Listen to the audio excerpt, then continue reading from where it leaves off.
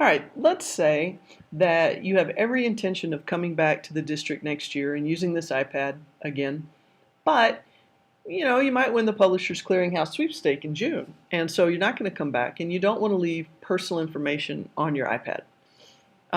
Go ahead and, like the other video talks about, just reset all content and settings. Just wipe it down so that it looks as if it is new out of the box. Before you do that, though, let's make a backup, because what you can do in August then is restore from that backup to the iPad, and then your iPad will be back to the way it is right now before you reset all that content. And the advantage of that is that you won't have to manually add back in your email addresses. You won't have to manually add back in all of the applications that you've downloaded. It'll look just like it does now, and it does it with one click. So it's an advantage to do that, and so let's talk about how to. I strongly suggest you do this on a home computer if you have one, because work computers tend to get re-imaged over the summer, kind of cleaned up and ready to go in August, and you may lose your backup if that happens. So take your iPad home, plug it into your home computer, open up iTunes. If you've never done this before, if you've never plugged in your iPad to your computer, you'll get a message from iTunes saying, "Oh, welcome to your iPad, let's sync." Go ahead and do it. It doesn't hurt anything.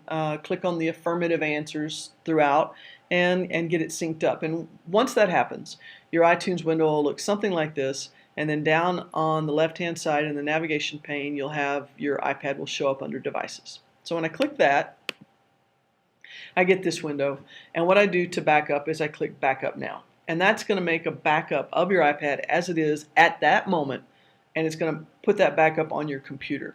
So when you come back in August, you'll do the same thing. You'll take your iPad, you'll plug it into your home computer, and then instead of clicking Backup Now, you'll click Restore Backup.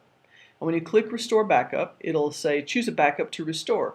Now you'll see that I've got a few here that I could restore from because I've backed up phones and other things. So what you'll do is choose the latest one, and that would be, I've only got one backup of my work iPad, but if I had multiples, they would be dated this way.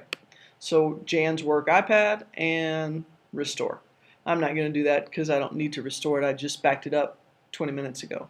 So click restore, and then iTunes will do its thing. It'll run. Don't unplug your iPad while it's doing that. But when it's over and you have this button instead of a arrow rolling around and rolling around and rolling around, you'll know that the restore is complete. You can eject your device, and now you've got your iPad. And it's backed exactly as it is, but when you turned it in, you had wiped off all of your personal information. If you have any questions, shoot me an email, jeparker@aps.k12.co.us, and I'll be happy to help you.